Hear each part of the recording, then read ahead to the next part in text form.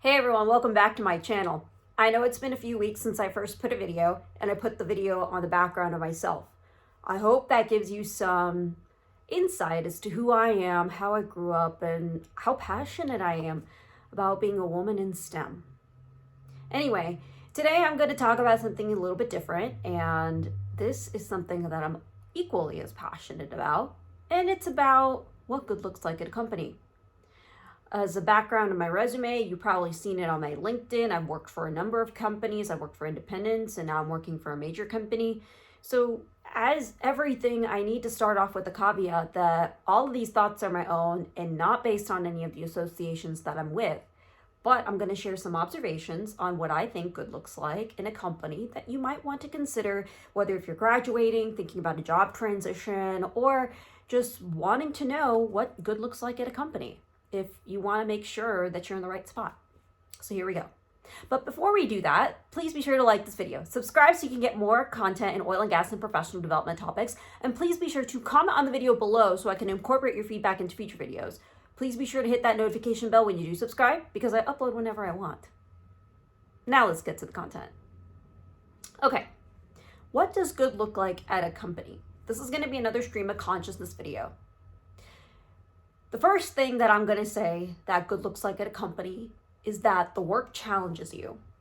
If you feel like you are reaching uncharted territory, you're feeling uncomfortable in terms of challenges at a company when it comes to mental challenges, then I would suggest that you're in the right spot. You're in a position to grow your skill set, grow in your career, and take that with you wherever you go, whether if it's a new position within the company, whether if it's in the current position that you're in within the company, or whether if it's a company that you're looking externally.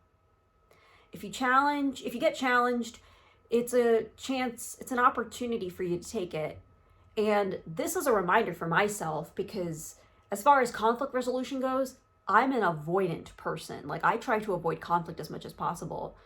But what many of my mentors have told me is that it's not about the conflict that you're trying to avoid, it's how to manage it effectively.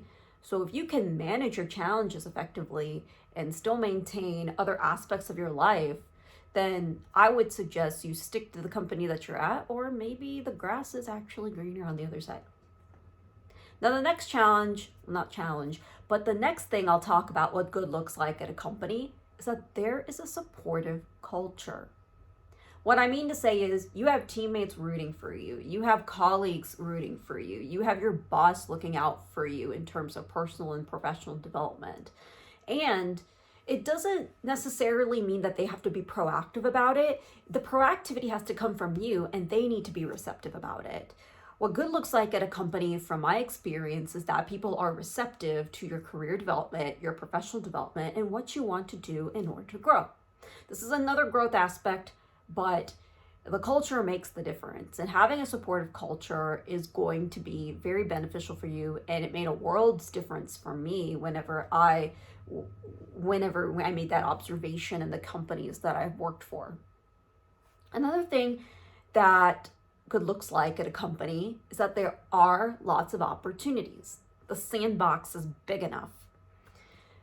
Usually what I've seen in companies, or what I've heard, is that if there's a competitive environment, if it's not a collaborative environment, there's a perception that there's a scarcity of something. Competition comes from scarcity, whether if it's scarcity in your personal perception of an insecurity, or if there's actual scarcity in opportunities. If there are scarcity in opportunities and you don't think that you're going to grow in a specific area, then I would suggest you look over on the other side. But I would also suggest you reevaluate your current environment whenever you are evaluating opportunities, what kind of opportunities they're out there to grow. It's not always going to be a linear upward growth. Your career can take a lot of lateral moves and a lot of topsy-turvy moves from what I've learned. And this is coming from somebody who has had at least about 10 years of work experience.